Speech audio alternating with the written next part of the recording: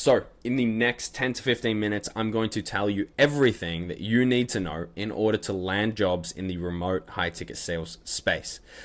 This will be all the source you need to successfully go out there and land great jobs with great businesses. Before I get into the essentially 6 things that I'm going to tell you about, I first want to cover who am I? I'm Jackson Bardsley. Over the last 3 years, I've helped thousands of sales reps land roles in this remote high ticket sales space. And I've worked with hundreds of businesses to help them hire sales reps. So I'm relatively in the know when it comes to what works for sales reps when they're trying to land roles, and what businesses look for when they're hiring to fill these roles. So that's who I am. Let's get into the first 4 things that I'm going to speak about here, which are essentially the 4 outputs that you need to do to find success in landing roles in this space. And what I mean by that is these are the 4 actions that you need to consistently take in order to be successful when it comes to landing roles. The number one factor that will determine whether you do or don't land roles is what you do, right? How you work, how hard you work, the way that you work in order to land these roles. So these are going to be the 4 things that you need to do in order to successfully land roles in this space. Number 1 is you need to do a high volume of applications. You need to get in front of as many opportunities as possible so that you can put as many opportunities on the table in front of you as possible, right? Think about it like this. Someone who does 10 applications, even if they're perfect, if they're the best applications ever, at most, realistically, they might hear back from 6, right? They might hear back from 6 businesses and interview with those 6. And from those 6, if they interview relatively well, maybe they'll get 3 opportunities on the table. So 10 applications, 3 opportunities on the table. Whereas someone who does 100 or let's say 200 applications over a couple of weeks, right? And they're decent. They don't need to be perfect. They don't need to be the most amazing applications ever, just decent. But they do 200 applications. Let's say they get a 10% hit rate on their applications, right? So that means that of the 200, they have 20 interviews lined up. And from those 20 interviews, they do the same as the guy who perfected their applications, right? They get a 50% hit rate. That's 10 opportunities now on the table, right? That's over 3 times more simply by doing a much higher volume. Now, that might sound still pretty crazy or pretty ludicrous in terms of, doing 200 applications, and that's not necessary. If you do 50 applications, you should have a good 5 to 10 opportunities on the table, given your applications are decent and you do the next 3 things that I'll speak about here in a second. But that's kind of the number one most important thing is the volume of applications you send out. If you send out hundreds of applications, you will inevitably land a good role with a good company. It's literally impossible to fail if you just keep doing it consistently for a long amount of time, a high volume of applications. You will at some point get so good at applying, so good at interviewing because of the volume and iteration that you're doing, that you land a great role with a great company. So that's number 1. The second piece of that is you can't do a high volume of applications unless you have a high volume of opportunities in front of you. So the network that you're a part of, the whatever it is, right? Whether you work with a coach, whether you just go out and find a bunch of people online, whatever it is, the network of opportunity is the next most important thing. My number 1 thing for this would be Facebook groups. No go. Don't go to Facebook groups to try to find jobs in this high ticket sales space. You will be just sent a bunch of scam stuff and BS. So that would be the one thing I'd stay away from. But otherwise, if you can get in front of a great network of job opportunities, and therefore give yourself an opportunity to apply to a super high volume of businesses that are hiring, that's where you're going to find the most success. So that's the most important, in my opinion, out of these 4 outputs. The next is custom tailored Loom videos. And what I mean by that is in pretty much all of the applications you'll see in this online space, businesses will ask you to send a Loom video. The Loom video is an introduction video. It's, in my opinion, 60 to 90 seconds long. Some businesses might ask for it to be just 60 seconds. Some might ask for it to be 5 minutes, whatever, right? In my opinion, the best Loom videos are 60 to 90 seconds long, and I'll get into exactly what to include in a second. But what a lot of people will do is they'll film one Loom video that's decent, or that's great, right, even, and they'll send it out to everyone. What happens then is if you do 100 applications, you send your Loom video to 100 people, let's say, around half of them actually watch it, you're going to end up with the Loom video that was filmed 2 weeks ago that has 57 views on it, that every other business that you send that to sees, okay, well, this has been sent to all these businesses and no one's hired this person. Why should I even waste my time watching this, right? They didn't put any effort in. They didn't care about my company and applying to my business. They just cared about getting another application out there. They're not in, there is no reason for them to watch your Loom video, let alone bring you to the next stage, which is the interview stage, right? So that being said, you need to create custom tailored Loom videos. They need to be specific to each offer and each business that you are applying to. When you do that, you allow yourself in this part of the Loom video, which I'll speak about here, to show the business why you're the right sales rep for their company. Not just why you're a good sales rep in general, which is what you would have to do and what you would have to speak about in a generalized Loom video, but you can speak about why you're the right sales rep for their company. Why is their business the right fit for you, and why are you the right fit for their business, right? And so that's the most important piece about these custom tailored Loom videos. And that's, in my opinion, the most important piece of Loom videos in general. But I'll get into the 4 parts of the Loom. The first is an intro. This is very short, very sweet. Who are you? Hey, I'm Jackson, 22 years old, based out of Toronto, right? That's it.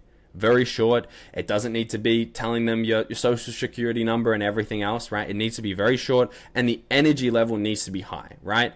Hi, I'm Jackson, 22 years old from Toronto, versus what's going on? I'm Jackson, 22 years old from Toronto, and I'm going to be your next killer sales rep, right? That, much better. The energy in the intro is the most important part. More important than what you say is how you say it, because in those first 5 seconds, that's when the person watching your Loom video is determining, is this person someone I want to even spend the next 2 minutes or the next minute of my time watching them speak?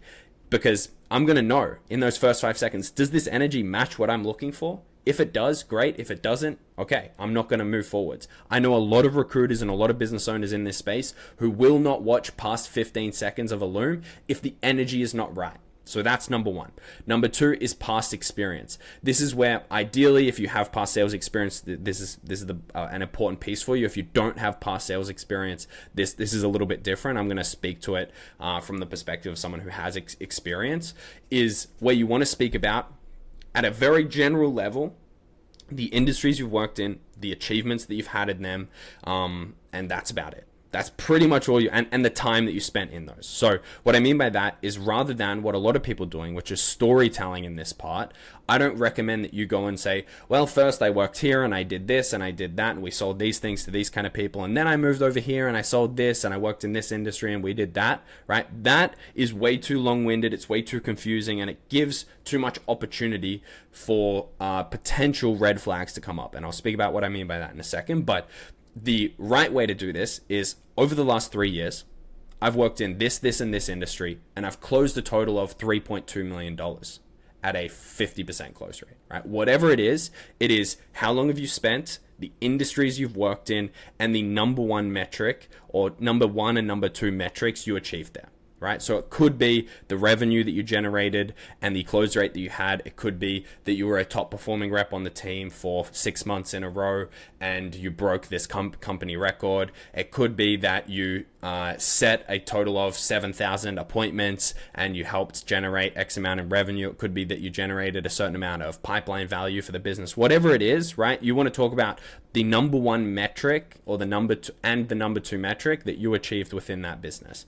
That is where we talk about past experience. Very high level. It's not going into the weeds of it. And when I spoke about you potentially open yourself up for red flags, this is what I mean, right? Is if I get on my Loom video and when I speak about my past experience, I talk about all of the stuff that I did. We did these type of sales and it was this sales cycle and we sold this kind of thing and it was to these sort of people. What I do when I go through all of those details is I open myself up to scrutiny of this part, right? Maybe the sales duration, the sales cycle duration is not the same as ours. So this person isn't a good fit, right? Whereas if instead of going into the weeds of all of that, I just said, I sold in this industry and I sold this amount in revenue, then I'm like, okay, this is a qualified, experienced sales rep. Let's move forwards, right? So that's the difference between going into storytelling and detail-oriented mode versus high-level, general confidence in your past experience, move on mode, right? So that's past experience. This should only realistically be 10 to maybe 20 seconds, right? That's it. Now, offer fit. As I said before, this is the most important piece. Offer fit refers to how do you show this business that you're the right fit for them specifically. And what I mean by that is, rather than saying, I love XYZ that you sell, right? I love that you guys do this, right? I love that you sell lead gen to real estate agents, which is what a lot of people say in their Loom video. I say, I know I would crush it selling this lead gen to real estate agents because I actually, my mom's a real estate agent. I saw her struggle so much, especially in the beginning of her career, to get the right leads in front of her, to get the right houses and listings in front of her so that she could be successful. I saw that pain and the struggle. And so I know what these prospects are dealing with, the problems that they're facing. And I know how to make sure that they make the right decision for them, which I wish I could have helped my mom make 5 years ago when she got started in that career. And I want to be able to help people not make that same mistake that she did, right? It's the relation from you and your personal or third party experience in your circles, right, that you can show makes you a right fit for the business. So that's kind of option number one, is you relate yourself or someone else that you know to the prospect. I understand the prospect because I've been this person, or I know someone who's been this person. I understand their pain. I empathize with their pain. I've seen the successes or I've seen the failures, whatever it is. You almost bring like emotion to the table. I understand and empathize with XYZ that your offer is dealing with, right?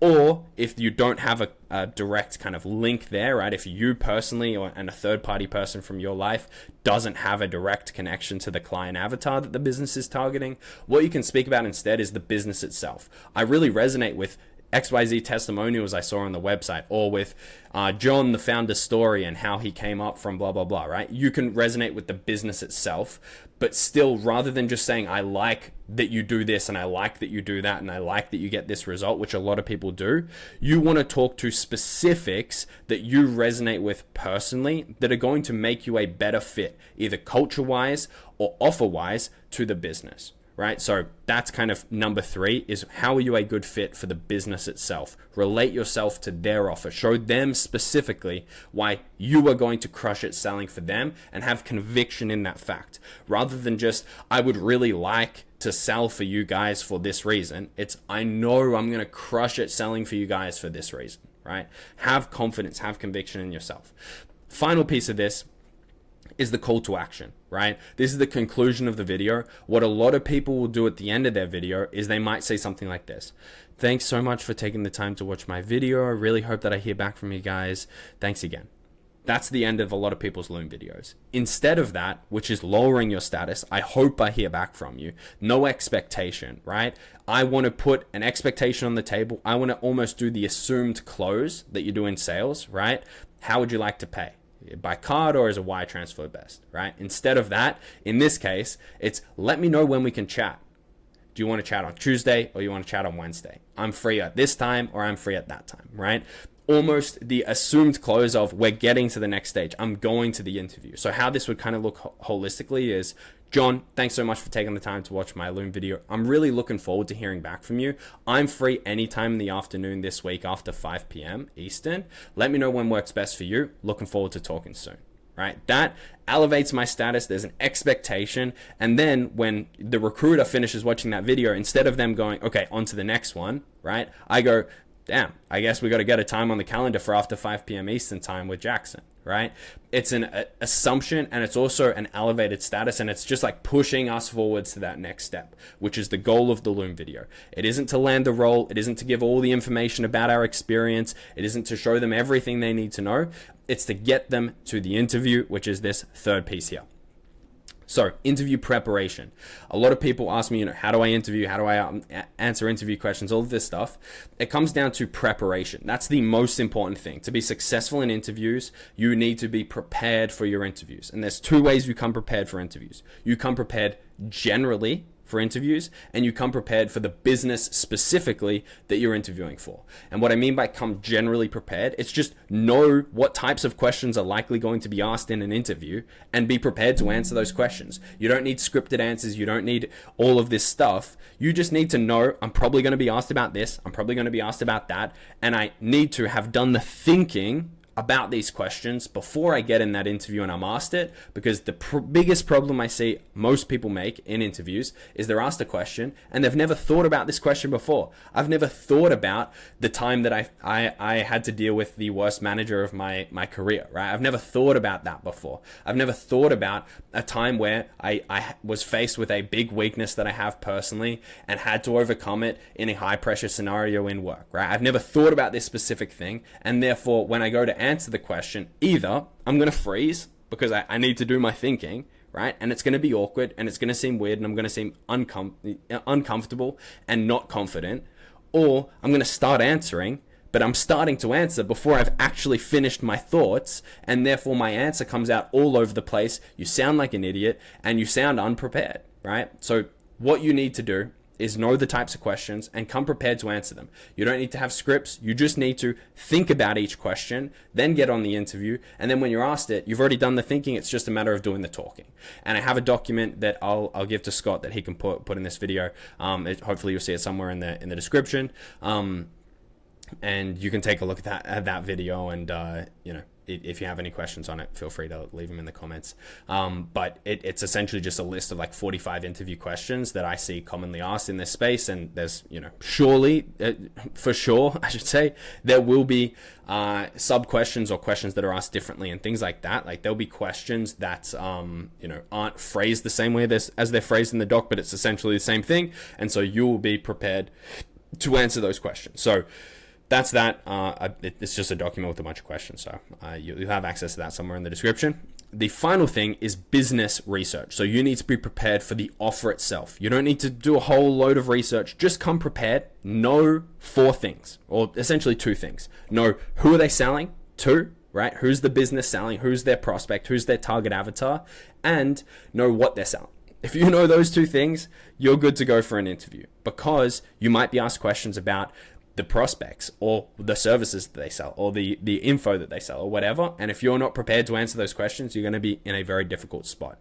And when I talk about those 2 things, the reason I said you need to understand 4 things is because they've kind of got a piece of each of them. One is you need to understand who they're selling to, and you also need to understand the pain that person is in, the problems they're dealing with that makes them come to this business, right? So you need to understand who you're selling to and what their pain is. And then the 3rd and 4th thing, obviously, is you need to understand what they're selling, and you need to understand, in addition to what they're selling, how it solves the problem and what the goal outcome is, right? So you need to understand who we're selling to, what their pain is, the solution to that pain, and the goal outcome of that solution. You understand those 4 things and you should be pretty good to go, and that shouldn't take you realistically more than 15-20 minutes. Take a look at some testimonials. Those will usually show you, hey, I was in this position before I worked with Bob, and then I came into the program and now I'm at this position. You'll see just from that one testimonial, okay, this person was dealing with this pain before, this is the type of person they were, this is the solution that they received, and this is the goal outcome that they got, right? You'll understand those 4 things. So that's business research. Final thing is persistent follow-up on applications and interviews. A lot of people, for some reason, I have no idea why, don't ever follow up. They interview with businesses or they apply, and then they say, they never got back to me. Well, I'm going to just go and apply somewhere else. Why? Follow up.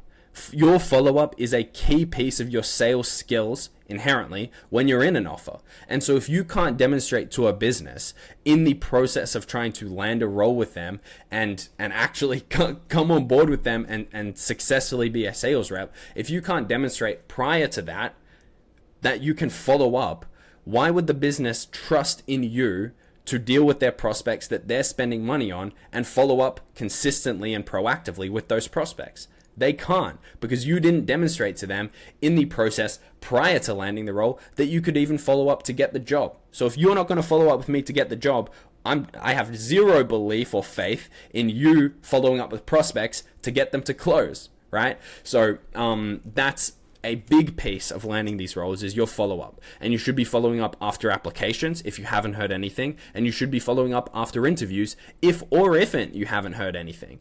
Because ifn't, is that a word? I don't think that's a word. Anyway, yeah, you need to be following up if you have or you haven't heard back after an interview. So do your follow-up. I have a video on my YouTube channel, not to plug my YouTube channel, but I have a video in there that covers like the cadence of follow-ups I recommend and then the contents of your follow-up. So I don't know, maybe that'll be linked in the description. You can check that out. But yeah, that's a big piece of the process, is your ability to follow up consistently.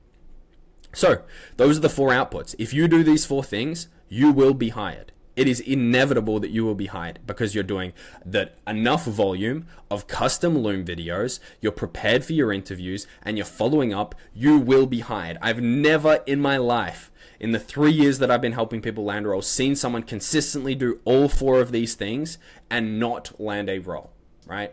And not land multiple roles. So do these 4 things and you'll be successful.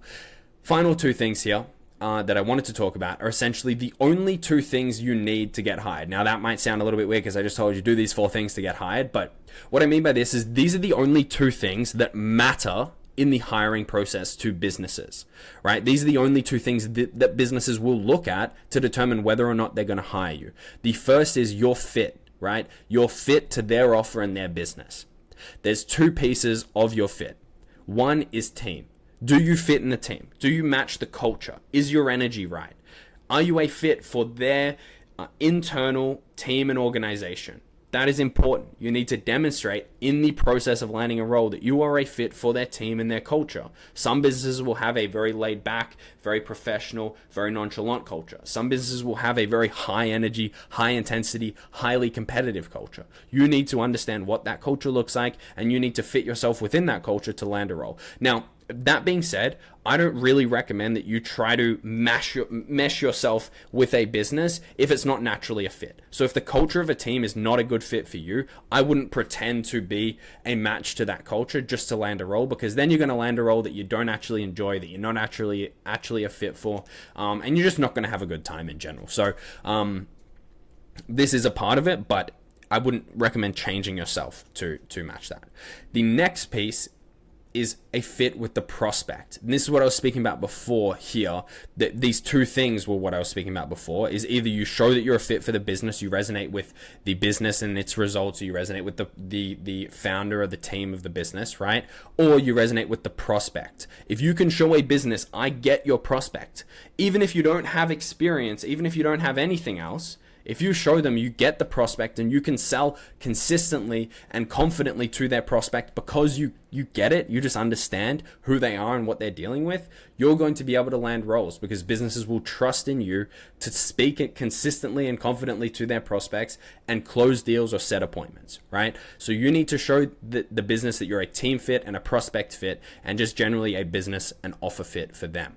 Now, the final thing is skill. Now, this is probably the biggest question I get by people is, I don't have experience. How do I land a role? All these businesses ask for experience. This is the way that I view it, and this is the way that it just is in reality, is being experienced doesn't mean anything. It doesn't mean anything. It is what it's a fugazi, it's a fugazi, it's a wazi, it's a woozy, right? It is nothing. Experience is nothing inherently. The reason businesses ask for experience is because typically, if you have 2 years of experience or $500,000 of cash collected experience, you are good enough to remain in this space for 2 years, or you are good enough to collect $500,000 in cash, and therefore your skill is at the level they're looking for. Now, the benefit of this for you guys who don't have experience is that therefore you don't need experience to apply to these roles. You just need skill. So either right now you have or you don't have skill. Either way, you can go and get that skill by practicing and leveling up your skills, investing in mentorship, working with coaches, watching videos like these on Scott's channel, right? And learning everything necessary to be skilled. Or you already have the skill, you just don't have the experience, and all you need to do now is apply, have some balls, have some confidence, and come at the application like you are experienced. I've got the skill of a $10 million closer. I don't have the experience of closing $10 million, but I'm going to outperform your whole sales team, right? You come into an interview. So in your application, you said you didn't have XYZ experience. Yeah, that's totally fine. I mean, if you want to jump into a role play right now, we could do that. I could close you right now and show you the skills that I have. I know I don't have all the experience, but I know I'm going to outclose your whole team. So just let me know. We can jump on that role play, right? You don't need to be that cocky, ego driven guy, but have the confidence in your skill. If you have confidence in your skill, apply to these businesses that ask for experience, despite lacking the experience. Apply to them, interview with them, grab yourself by the balls and have the confidence, right? Whether you're a man or a woman, have the confidence that you're going to crush it because you have the skill necessary to do so. So that's the final thing that I'm going to talk about there is skill is important. Experience means nothing, right? You don't need experience to succeed in this space. You just need skill, and you can get skill without experience. It's just that typically skill comes with that experience. So demonstrate the skill through either jumping on a role play with the business owner or the sales manager or the recruiter live, or send them a call recording or a mock call recording that you have that they can watch to see your skill. Have the confidence and conviction in yourself and your ability. That's what's going to turn you over. That's what's going to, using the corporate language, move the needle with you landing these roles, is the confidence and conviction you have in your own skill and ability. So that's everything, right? Do the volume. Make sure you're in a good enough network to do the volume. Create custom Loom videos. Come prepared for interviews, both generally and with business research. Be persistent in your follow-up. Show the business that you are a team and a prospect fit, and then demonstrate your skill, and you will land roles. This is everything you need to know. Hopefully that was enough sauce. And yeah, appreciate you watching. Cheers.